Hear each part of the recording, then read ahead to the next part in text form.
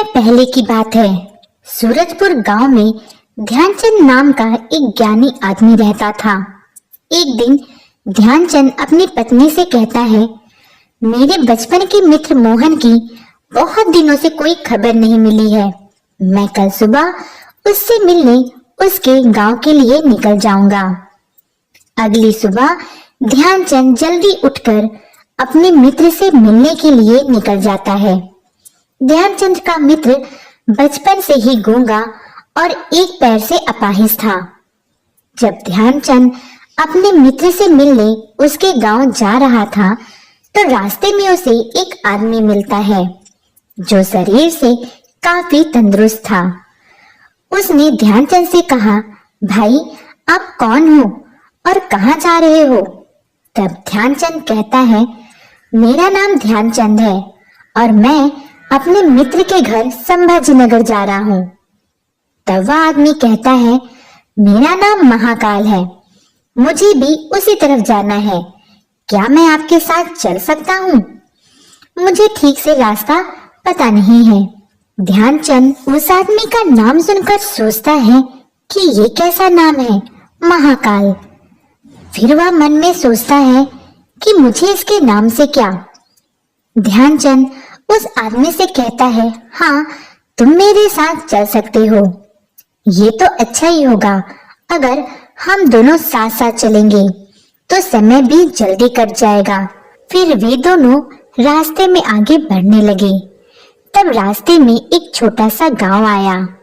तब महाकाल ध्यानचंद से कहता है, भाई ध्यानचंद तुम आगे बढ़ो, मुझे इस गांव में किसी को एक संदेश देना है। संदेश देकर मैं तुम्हें फिर मिलता हूँ।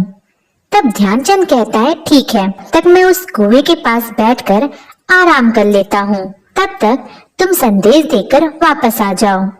तब महाकाल कहता है, ठीक है भाई, तुम आराम करो।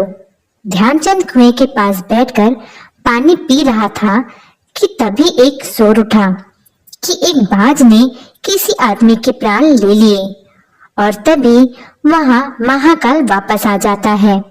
तब ध्यानचंद कहता है कि तुमने संदेश बहुत जल्दी दे दिया। तब महाकाल कहता है, हाँ, जिस आदमी को मुझे संदेश देना था वे रास्ते में ही मिल गया, इसलिए मैं उसे संदेश देकर जल्दी वापस आ गया। फिर वे दोनों अपनी यात्रा शुरू करते हैं। उन दोनों को चलते चलते काफी समय हो जाता है। तब ध्यानचंद कहता है, मित्र रात होने वाली है और हम पूरा दिन चलकर बहुत थक गए हैं, क्यों ना हम रात इसी मंदिर में रुक जाएं और यहीं आराम कर लें। तब महाकाल कहता है, तुम सही कह रहे हो, हम यहीं आराम कर लेते हैं और इसी बहाने से प्रभु के दर्शन भी कर लेंगे। फिर महाकाल ध्यानचंद से कहता है, आप तब तक मंदिर में विश्राम करिए, मुझे इस गांव में किसी को सामान देना है, मैं देकर आता हूँ। फिर महाकाल वहां से चला जाता है। महाकाल के जाते ही एक आदमी जोर जोर से चिल्लाता है कि अरे भाई, गांव में आग लग गई है, लगता है कुछ भी नहीं बचेगा। ये सुनकर ध्यानचंद सोच में पड़ जाता है। कहता है कि ये महाकाल जहाँ भी जाता है वहाँ किसी न किसी तरह की अनहोनी हो ही जाती है। तभी महाकाल वापस आ जाता है, परंतु ध्यानचंद महाकाल से कुछ भी नहीं पूछता और दोनों सो जाते हैं और सुबह जल्दी उठकर दोनों आगे की यात्रा पर निकल पड़े। कुछ देर बाद फिर से एक दूसरा गांव आया। तब महाकाल ध्यानचंद से फिर कहता है, भाई ध्यानचंद तुम थोड़ा आराम कर लो, मुझे इस गांव में कुछ काम है, मैं तुमसे आकर मिलता हूँ। और ये कहकर महाकाल वहां से चला जाता है। महाकाल के जाते ही एक आदमी चिल्लाता है, अरे भाई, मधुसूदन को सांप ने काट लिया है। तभी महाकाल वापस आ जाता है। तब ध्यानचंद महाकाल से कहता है कि मित्र, मैं तुमसे कुछ पूछना चाहता हूँ, अगर तुम्हारी अनुमति हो तो। तब महाकाल कहता है, हाँ मित्र, बिल्कुल पूछो, मन में तुम्हारे जो भी शंका है उसे दूर कर लो। तब ध्यानचंद कहता है, मित्र, तुम जिस भी जगह जाते हो वहां तुम्हारे जाते ही कुछ ना कुछ अनहोनी क्यों हो जाती है? तुम मुझे बता सकते हो कि ऐसा क्यों हो रहा है? ये सुनकर महाकाल ध्यानचंद से कहता है, आप मुझे बहुत ज्ञानी लग रहे, इसलिए मैं आपके साथ यात्रा करने निकला था, क्योंकि मैंने सुना है ज्ञानियों का साथ हमेशा अच्छा होता है। क्या आप सच में अभी तक नहीं समझे कि मैं कौन हूँ? तब ध्यानचंद कहता है कि मैं समझ तो चुका हूँ कि आप कौन हैं, पर आप अपना सही परिचय स्वयं देते तो ज्यादा अच्छा रहता। तब महाकाल कहता है, मैं यमदूत हूँ और यमराज की आज्ञा से मैं उन लोगों के प्राण हरण करता हूँ जिनकी आयु पूरी हो गई है। महाकाल की बात सुनकर ध्यानचंद कहता है, अगर ऐसी बात है और तुम सच में यमदूत हो तो बताओ अगली मृत्यु किसकी होगी? तब महाकाल कहता है, अगली मृत्यु तुम्हारे मित्र की है जिससे तुम मिलने जा रहे हो और उसकी मृत्यु के कारण तुम ही होगे। यह सुनकर ध्यानचंद घबरा जाता है और कहता है कि ये तुम क्या कह रहे हो? क्या सच में अगली मृत्यु मेरे मित्र की है और मैं ही उसकी मृत्यु का कारण हूँ? वो मेरे बचपन का मित्र है, मैं उसकी मृत्यु का कारण नहीं बन सकता। बेहतर होगा कि मैं अपने मित्र से मिलने नहीं जाऊं और अपनी यात्रा को यहीं समाप्त कर दूं। तब महाकाल कहता है कि तुम जो सोच रहे हो ऐसा कभी नहीं होगा। नियति को कोई भी बदल नहीं सकता। तुम्हारे मित्र की मृत्यु निश्चित है और वह तुम्हारे चरणों में ही मर जाएगा। यह सुनकर ध्यानचंद बहुत घबरा जाता है और कहता है कि अगर ऐसा है तो मैं अपने मित्र से मिलने नहीं जाऊंगा और यहीं से अपने घर को लौट जाऊंगा। जब महाकाल और ध्यानचंद उस गांव से निकलते हैं तब ध्यानचंद का मित्र मोहन उन्हें देख लेता है। अपने मित्र को इस तरह देखकर मोहन बहुत खुश होता है और अपने दोस्त से मिलने के लिए अपने दोस्त के पीछे पीछे आने लगता है। महाकाल फिर ध्यानचंद से कहता है, तुम कुछ भी कर लो, तुम्हारे मित्र की मृत्यु निश्चित है। नियति को कोई भी नहीं टाल सकता। महाकाल ध्यानचंद को बताता है कि तुम्हारा मित्र पिछले गांव से ही तुम्हारा पीछा कर रहा है। उसने अपने शक्ति से ज्यादा शक्ति का प्रयोग कर लिया है। ध्यानचंद जैसे ही महाकाल की ये बात सुनकर पीछे मुड़कर देखता है तो ध्यानचंद का मित्र मोहन थक कर उसके चरणों में गिर जाता है। ध्यानचंद तुरंत अपने दोस्त को अपने गोद में उठाता है और रोते हुए कहता है, मित्र, मैं तुम्हें कुछ भी नहीं होने दूंगा। मोहन ध्यानचंद के गोद में ही दम को तोड़ देता है। मोहन की मृत्यु के पश्चात ध्यानचंद आश्चर्य भरी नजरों से महाकाल की तरफ देखता है। महाकाल उससे बताता है कि तुम्हारा मित्र पिछले गांव से ही तुम्हारे पीछे पीछे आ रहा था, लेकिन तुम समझ ही नहीं सके और वह तुम्हें बुला भी नहीं सका क्योंकि वह गूंगा था और एक पैर से अपाहिज होने के कारण वह तुम तक नहीं पहुंच सका। उसने अपनी सारी ताकत लगाकर तुम तक पहुंचने की कोशिश की और बुढ़ापे में शरीर में ज्यादा शक्ति नहीं होती, इसलिए उसकी हृदय गति रुकने से उसकी मृत्यु हो गई और उसकी मृत्यु की वजह तुम हो, क्योंकि वह तुमसे मिलने के लिए अपनी शक्ति से ज्यादा शक्ति का प्रयोग करके तुम्हारे पीछे पीछे भाग रहा था। तब ध्यानचंद महाकाल से कहता है कि क्या तुम ये बता सकते हो कि मेरी मृत्यु कब होगी? तब महाकाल कहता है कि किसी सामान्य जीव के लिए ये जानना सही नहीं है कि उसकी मृत्यु कब होगी, पर तुम एक ज्ञानी व्यक्ति हो और तुमने जितनी आसानी से अपने मित्र की मृत्यु को स्वीकार किया, उससे यह पता चलता है कि तुम अपनी मृत्यु के बारे में जानकर परेशान नहीं होगे। महाकाल ध्यानचंद से बताता है कि उसकी मृत्यु आज से ठीक 6 महीने बाद दूसरे राजा के राज्य में फांसी लगने से होगी और आश्चर्य की बात यह है कि तुम स्वयं खुशी से उस फांसी को स्वीकार करोगे। ध्यानचंद ने अपने मित्र का क्रियाकर्म किया और अपने गांव वापस लौट आया। ज्ञानी व्यक्ति भी अपनी मृत्यु के बारे में जानकर उसे टालने के लिए कुछ न कुछ करते हैं। ध्यानचंद ने भी यही किया। उसकी पहचान उस राज्य के राजा से थी। ध्यानचंद राजा के पास गया और उसने राजा को सारी बात बताई। तब राजा अपने मित्र ध्यानचंद की प्राण बचाने के लिए वह अपने दरबार में उपस्थित सभी सलाहकारों से सलाह लेता है। तब दरबार में उपस्थित एक मंत्री कहता है, महाराज, जैसा कि पंडित जी ने बताया कि उनकी मृत्यु आज से ठीक 6 महीने बाद होगी और वह भी तब होगी जब वह किसी दूसरे राज्य में जाएंगे।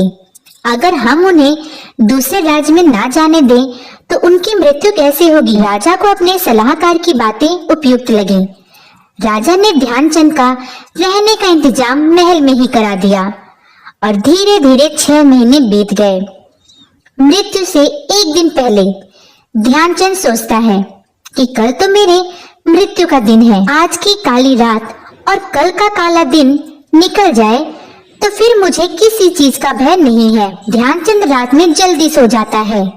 ध्यानचंद को नींद में चलने की बीमारी थी और वह स्वयं भी इस बारे में नहीं जानता था, इसलिए उसने राजा या किसी से भी इस बीमारी के बारे में नहीं बात की थी। नींद में चलने की बीमारी का दौरा उस वक्त ज्यादा ही पड़ता है जब व्यक्ति को नींद अच्छे से नहीं आती। उस रात ध्यानचंद को भी नींद में चलने का दौरा हुआ। वो राजा के महल से निकलकर अस्तबल में गया।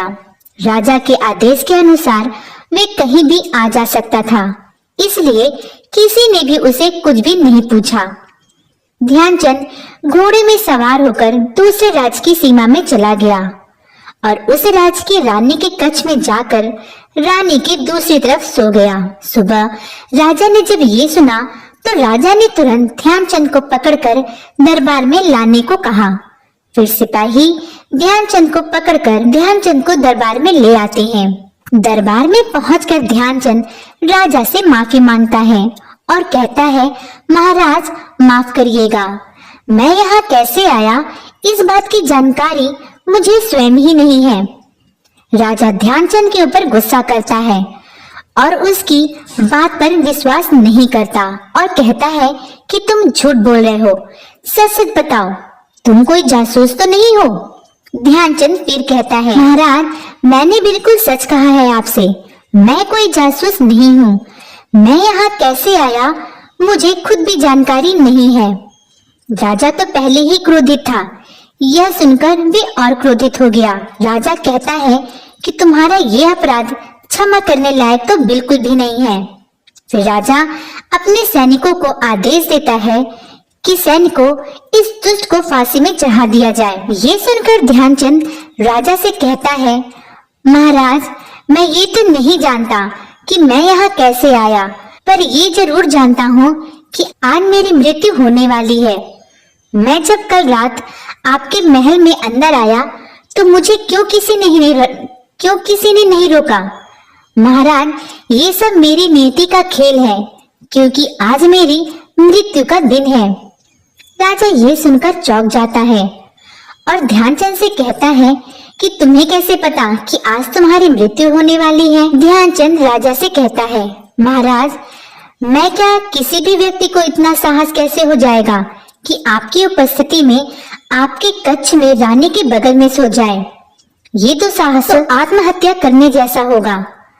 मैं दूसरे राज्य में आत्महत्या करने क्यों आऊंगा। तब ध्यानचंद ने पिछले 6 महीने में हुए सभी बातों को बताता है। ये सुनकर राजा कहता है, तुम अपनी मृत्यु से बचने के लिए मुझे ये कहानी सुनाकर मुझे बेवकूफ बना रहे हो। तब ध्यानचंद राजा से कहता है, नहीं महाराज, अगर आपको ऐसा लगता है तो आप पड़ोसी राजा से इस बात का पता लगवा सकते हैं। तब राजा कहता है, अगर तुम सत्य कह रहे हो कि आज तुम्हारा मृत्यु का दिन है तो मैं तुम्हारी मृत्यु का कारण नहीं बनूंगा, पर यदि तुमने झूठ कहा तो निश्चित ही आज तुम्हारी मृत्यु होगी। राजा अपने सैनिकों को पड़ोसी राजा के यहाँ भेजकर ध्यानचंद की कई बातों का पता लगवाते हैं। सिपाही दूसरे राज्य जाकर वापस आते हैं। सिपाही दरबार में जाकर महाराज से कहते हैं, महाराज, ध्यानचंद ने जो कुछ भी कहा वह सब सही है। दूसरे राज्य के राजा ने ध्यानचंद को अपने महल में ही रहने की व्यवस्था की थी। ये पिछले 6 महीने से पड़ोसी राजा के मेहमान था। रात अंतिम बार राजा स्वयं इससे मिले थे। उसके बाद ये इस राज्य में कैसे पहुंचा, इसकी जानकारी किसी को भी नहीं है। राजा सिपाहियों की बात सुनकर सोचने लगता है और कहता है, इसके कहे अनुसार इसे फांसी की सजा देना उचित नहीं है। अगर इसे फांसी नहीं दी जाएगी तो ये राज्य के नियम के खिलाफ होगा, और अगर मैंने फांसी दी तो ये इसके साथ अन्याय होगा। तब एक दरबारी महाराज से कहता है, महाराज, आप क्यों ना ध्यानचंद को एक कच्चे सूत से फांसी लगवा दें। इससे आपकी बात की मान भी रहेगा और कच्चा सूत होने की वजह से ध्यानचंद की मृत्यु भी नहीं होगी। राजा को अपने मंत्री की ये सलाह उपयुक्त लगी। महाराज ने आदेश दिया कि ध्यानचंद को एक कच्चे सूत से फांसी से लटका दिया जाए। ये सुनकर ध्यानचंद बहुत खुश हो जाता है और वह राजा और उसके न्याय की जय जय करने लगता है। फिर जैसे ही ध्यानचंद को फांसी दी गई तो कच्चा सूत का धागा टूट गया, पर धागा टूटने से पहले अपना काम कर गया। धागा पतला होने के कारण ध्यानचंद की गले की नस कट चुकी थी और वह पृथ्वी पर तड़प रहा था, और देखते ही देखते उसकी मृत्यु हो गई। ये देखकर वहां उपस्थित लोगों ने कहा कि विश्वास नहीं हो रहा है कि इतने कमजोर से धागे से किसी की मृत्यु भी हो सकती है। वहां उपस्थित लोगों में महाकाल भी उपस्थित था। महाकाल कहता है, नियति ने अपना काम कर दिया है। जो होना होता है वह होकर ही रहता है, उसे कोई भी नहीं बदल सकता, हम चाहे कितनी भी कोशिश कर लें। तो दोस्तों, आपको ये कहानी कैसी लगी कमेंट बॉक्स में जरूर बताइएगा। कहानी अच्छी लगी हो तो वीडियो को लाइक करके चैनल को सब्सक्राइब कर लीजिएगा। मिलते हैं और मजेदार कहानियों के साथ, तब तक के लिए नमस्कार।